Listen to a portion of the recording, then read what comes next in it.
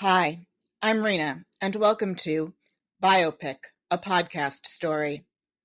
This is a podcast where we dissect the good, bad, ugly, and absurd of this specific genre of motion picture, the biopic.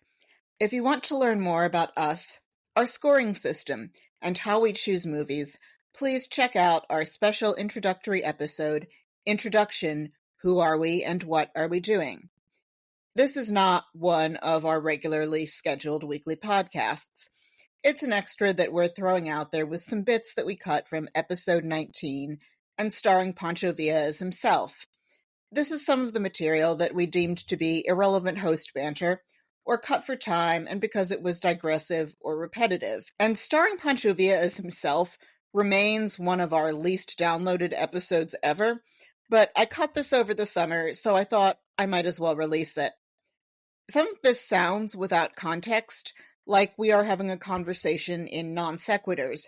So if this is your first time listening, you should probably download one of our regular episodes or our introductory episode to get a better sense of what we're all about.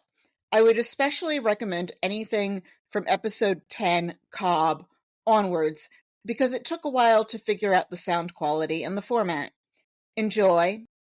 And thank you for spending some of your time with us. I am sensing a lucrative opportunity for anyone in the publishing industry who is listening to this podcast right now to translate Spanish biographies and make the kind of money that you make when you work in publishing. Academic publishing houses couldn't be bothered, or I'm sure there are things out there where, yes, if I had an extra $50 to $100 to just buy whatever was available off Amazon or order it through an independent bookstore, better yet, every week, I could actually come into these things with good, pertinent research. But I'm dependent on the library, and the only Pancho Villa biography that I could get was written for a preteen audience. So, I mean, at least the children are learning.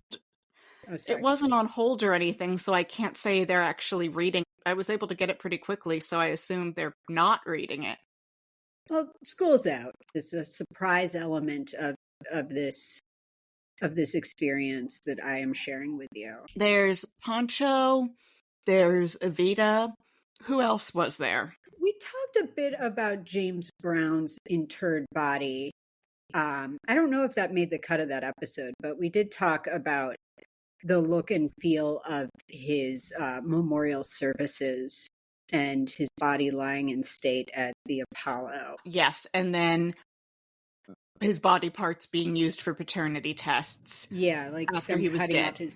Yeah, it's kind of interesting. I'm not sure why we need to do this. Why we would care more if we go back 9 years from someone looking at their mail, but okay. Well, the framing device is all about that kid who got Pancho Villa to be his son's godfather, I guess. Again, I don't care about any of these gringos, if you will, who surround the action of this film and moralize upon it from their Ivy League educated white dude perspective. Although this is somewhat relatable, I remember being 22 and not having that, oh, you're special, of you went to the fancy school thing anymore, and desperately needing some way, while at a crappy assistant job, to try to show that I was still special. I remember having that kind of insecurity. And maybe I'm being tough on him because I see reflections of my former self. No, you're not being tough on him. It's obnoxious. Can I tell you my embarrassing confession here? Mm-hmm. So D.W. Griffith shows up, and he is played by Colm, who I'm guessing is on one of your dragon shows. Is he on one of your dragon shows, like with your Game of Thrones or your House of the Dragons or whatever? I was like, he's got to be on a dragon show or something, whatever. I have been laboring under the illusion my entire life that D.W. Griffith looked like W.C. Fields. So as soon as Colm shows up, I'm like, what the hell kind of casting is this? He looks nothing like him. And then I Googled it and I realized, oh, I've been thinking, I know that they're two different people and they did two different things, but I've somehow conflated the appearance in such a way that I was very surprised that he wasn't drunk or elderly. It's okay, Sarah. They're both dwems that we're accustomed to seeing in black and white with a W in their initials. Thank you for absolving me of my embarrassment. D.W. Griffith is originally asked to direct this movie, but he's got to go make Birth of a Nation. Thanks, Griffith, for, re-elevating the Klan in America. We appreciate you. My takeaway from this was that the life of Pancho Villa being seven reels long was what made him realize he could make Birth of a Nation. That's a good call out. That's very possible. I was under the impression that this movie clearly wasn't for me and occasionally lost my attention when we were spending time with these guys navigating the film industry, which shocked me how bored I was by that. But it was fun. I mean, asking questions that Hearst is paying them to ask, but they are by and large emotionally undisturbed at the idea that they are essentially making a snuff film before that term existed. Early 20th century audiences were very unsophisticated. And for an example, did you know anything about Buster Keaton's family act, the three Keatons that he starred in with his parents before signing on with Fatty Arbuckle? I know that there's something screwed up about it, but that's the extent to which I remember that, but I remember literally nothing else. The Three Keatons was an onstage act consisting of Buster, his dad, Joe, and his mother, where what would happen is Buster's dad would beat the shit out of him on stage. While Buster would run away, trying to hide under things or get away from his dad, and his dad would just beat the crap out of him while his mother stood there going, "Oh no! Oh no!" And this would go on for 5 or 10 minutes or whatever the interval was that acts had in vaudeville. And audiences thought this was hilarious. They would laugh their heads off at a kid getting beaten up. Now, Sarah Bernhardt, smart Jewish lady, said, "This is child abuse. I'm calling whatever pathetic version of child services you have." I can just see someone on Drunk History copying what I'm saying and having her saying, "I'm calling whatever pathetic version of child services you have here in the early 20th century." But yeah, she was onto it until one day when Buster was about 16, he finally punched back at his dad. And I mean, his dad was great at beating him up. His dad could do this flying into the air hitch kick. And so for the next 2 years, until Buster signed with Fatty Arbuckle, the Three Keatons act consisted of Buster and his dad beating each other up on stage. But that was how he learned to keep the great stone face, to not show emotion when his father was beating him up in front of crowds of people laughing their heads off. It wasn't that he didn't hurt, and I'm sure he did learn ways of tensing himself to try to make it hurt less, but that was how he learned to keep that poker face while facing incredible pain in doing all of those stunts. Because there are stories there's a film where he's in a 20-foot rock slide and he actually did throw himself down that rock slide. Or there was one point where he just kept filming in great pain and they found out, oh yeah, he cracked a vertebrae.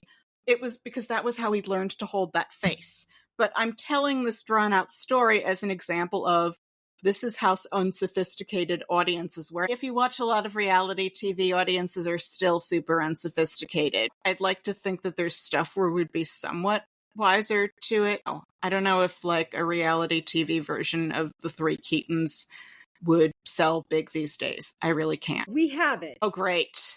We have it. Believe me, we have many opportunities to watch many varieties of that. I feel so unsafe now. That story was really upsetting. Poor Buster Keaton.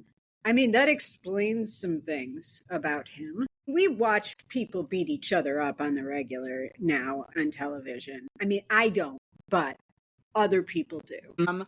Also, so going back to and starring Pancho Villa as himself from that little tour into, I guess, about barely a decade later into the history of filmmaking, we see those hand-cranked cameras like we saw in Nope. Yeah.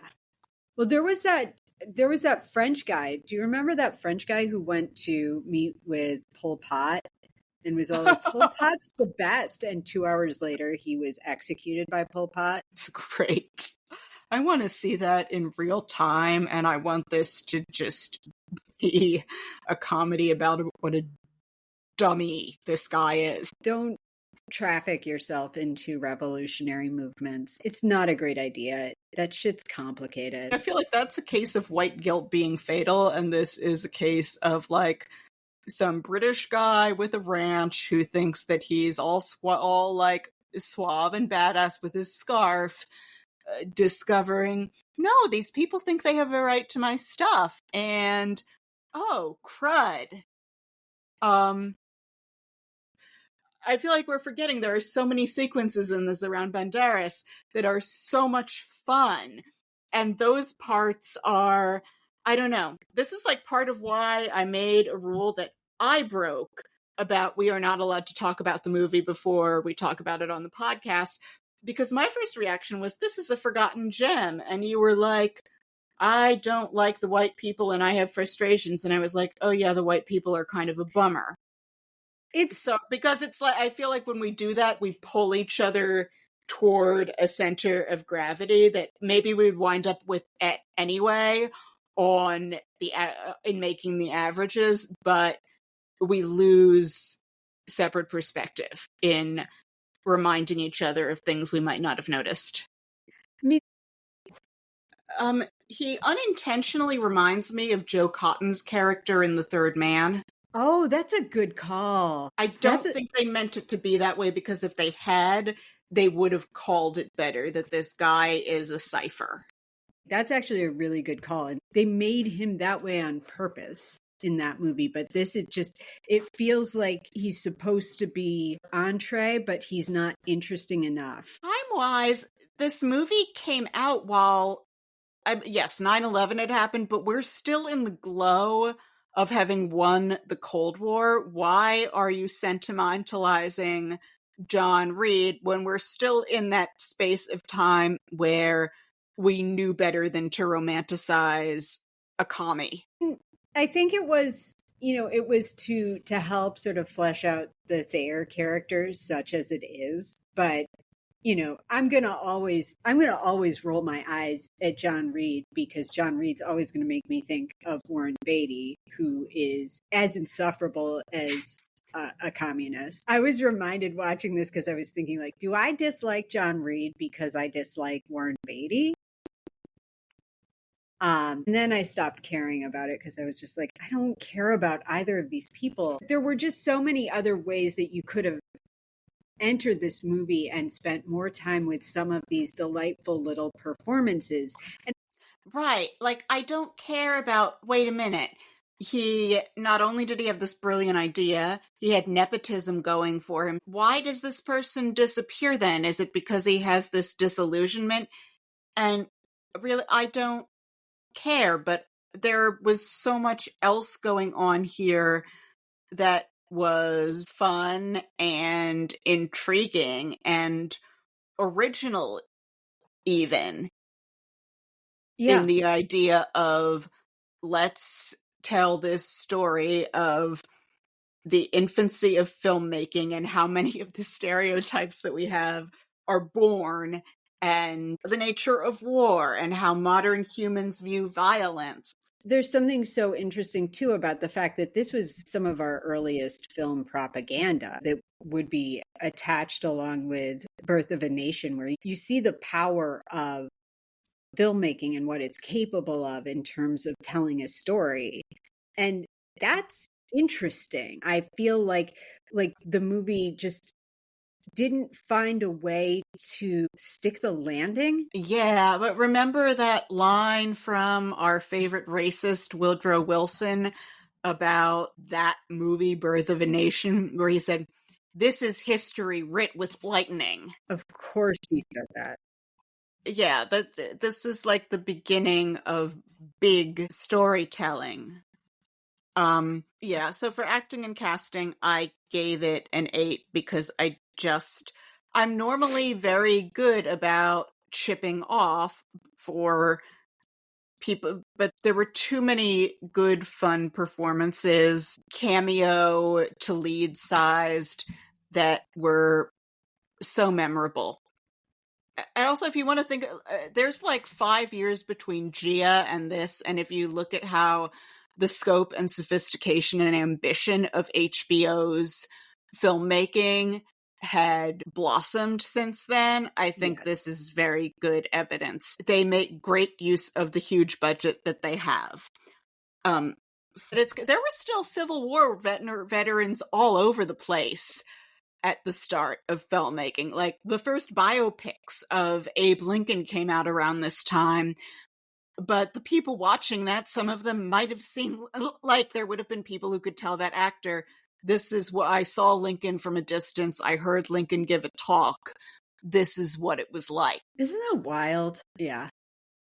The costumes looked really good and were really accurate to the time. And, and to your point about HBO, like the scope and ambition of this project as compared to both in terms of like the maturity of the filmmaking and what we're looking at and sort of the ambition of the storytelling, like it really shows how quickly HBO progressed into creating prestige television. I think this can be seen as like a marker of their evolution moving into peak TV, because when this comes out, Mad Men is not that far down the pipeline. Sopranos is already a huge deal. HBO has been making prestige things, and it's also at a point where they're starting to say TV has never been better, but there's still like a decade where it keeps getting better for a while. Breaking Bad is only a few years away. As I've made it abundantly clear, Bruce Beresford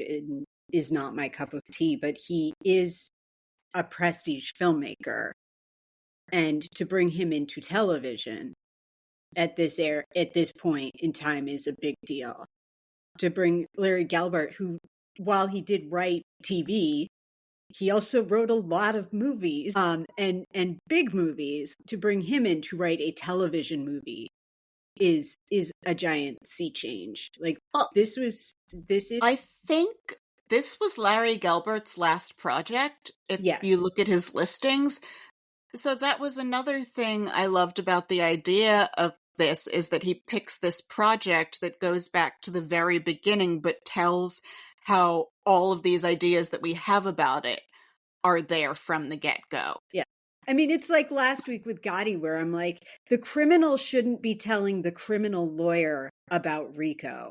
The criminal lawyer, if you're hiring them to keep you out of jail because you're part of the mafia in the 90s, should know about Rico. They should have some familiarity with it. Okay. There are great little gems of performances from Arkin and from Michael McKean and the various stars of Dragon shows and Jim Broadbent that I really enjoyed seeing. And I like seeing them having fun and being lively in this movie.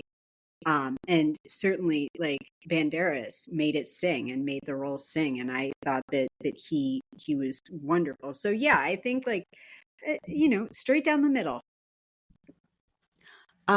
It is very much the case that all of the people around this story are interesting, and it's interesting to see, like, a Raoul Walsh early on, who he would go on to play John Wilkes Booth in Birth of a Nation. Oh, yeah. I did not know that. Nobody knew at the time what a mess that was going to be. I would like to read some studies into why was the South the more engaging storyteller to the mass audience when the North was, not only did it have a greater population to go see movies, the North were the good guys. People love that lost cause shit with the Civil War. I don't know if you've ever watched Ken Burns' The Civil War.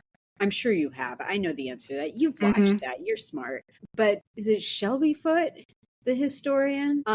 He is just like jerking off the whole time to like Robert E. Lee and like the romanticism of these men saving the South from the tyranny of not making people work themselves to death for them to preserve some sort of culture. People are just weird about that. I don't get it either. First of all, like William Tecumseh Sherman, like if I could bring him out of his grave, I would totally hook up with him. I love him and I love what he did to end that war. Yeah, we know from what Pancho Villa is pointing out is that, like, yeah, Grant was kind of a bad guy in Mexico, but it's this story of this drunk whose career is dead, who comes from behind, and despite being all these irresponsible things, saves everyone's ass. And that line of Lincoln, like, tell me what General Grant is drinking. So what did he say? Tell me what General Grant is drinking so that I can send 10 cases of it to the rest of my generals. I don't think I had the quantity of booze right. Maybe it has something to do with that every woman, I know there are exceptions, but every woman wants to be a princess. And that image of the plantation owner's daughter on the big white columned porch in the big floofy dress, we look at that and we want to be her. Yeah, but no, to Pancho Villa's point in all of this, none of these generals from the Civil War on either side, like none of their histories bear up under scrutiny around what they were doing before and after the Civil War to other people. They're men in the 19th century. However bad our great-grandparents and grandparents' generations that went to see these Lost Cause movies were, it gets worse. Yeah, everyone would get canceled today. When they weren't preserving the Union, like even My Precious Sherman, they were doing very bad things to Native Americans. They were doing very bad things in the battles in California. Like they were all doing like terrible stuff. Over time, there's something to be done here with watching how the portrayal of Custer has evolved, because They Died with Their Boots On is gripping, but so off. Well, that's another one where I'm like, why are we romanticizing? Like, we're weird in this country when it comes to this stuff. Yeah, we are going to do They Died with Their Boots On at some point, though, and there will be talk about what is up with this, because yes, Errol Flynn and Olivia de Havilland are absolutely dashing, and oh good God, no, I want the Native Americans to win. But also, right. What's fun too is that we were talking about people watching battles. As we were talking about that, I was realizing, oh my gosh, and think about like we were watching the Gulf Wars on CNN. Yeah, gosh, I had to watch They Died with Their Boots On for a film class, and there's this one thing where there's this guy who has been naysaying Custer the whole time, who, as they're in that like little I don't know if you could, where that thing where the circle the whole thing gets smaller and smaller, he dies telling Custer, "You were right."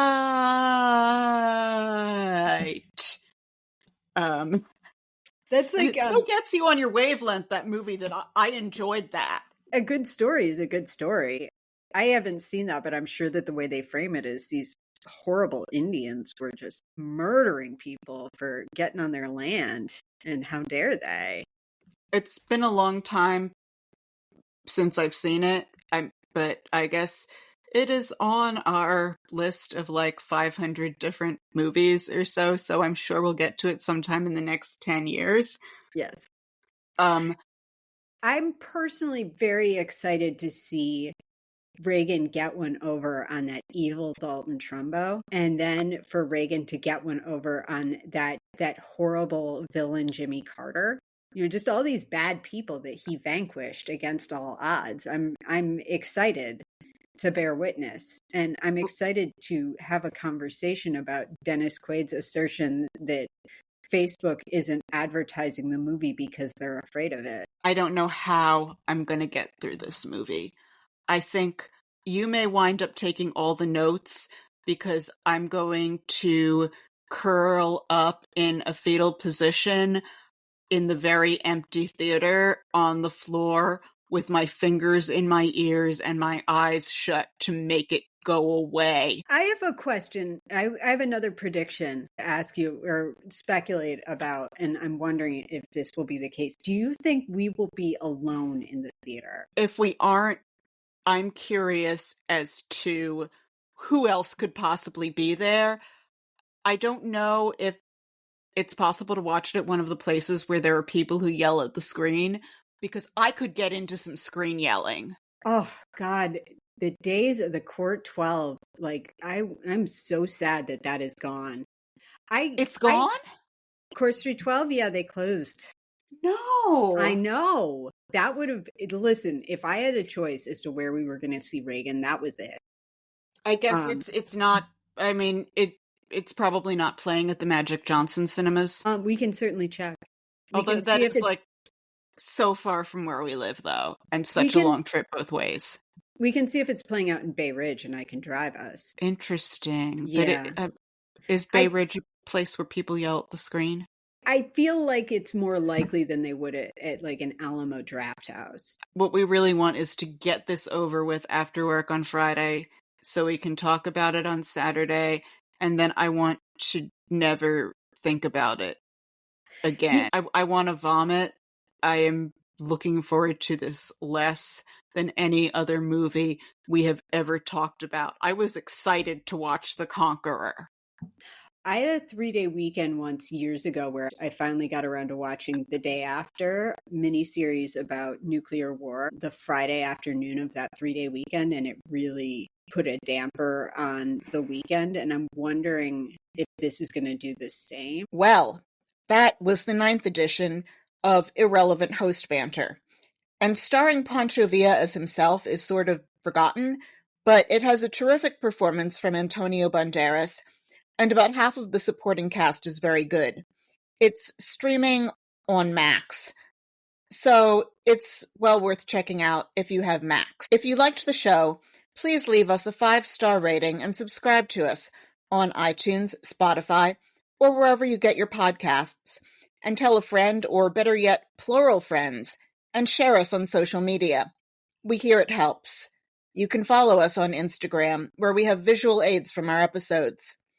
Our Instagram handle is @BiopicAPodcastStory. We also have accounts on Threads and Blue Sky. Please also check out our webpage at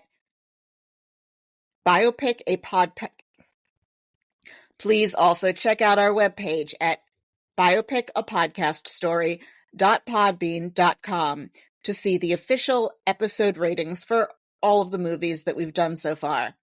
If you would like to get in touch, you can email us at biopiclistenermailbag@gmail.com. Have an excellent week or weekend, and we hope you'll listen in when our regular episode drops on Tuesday.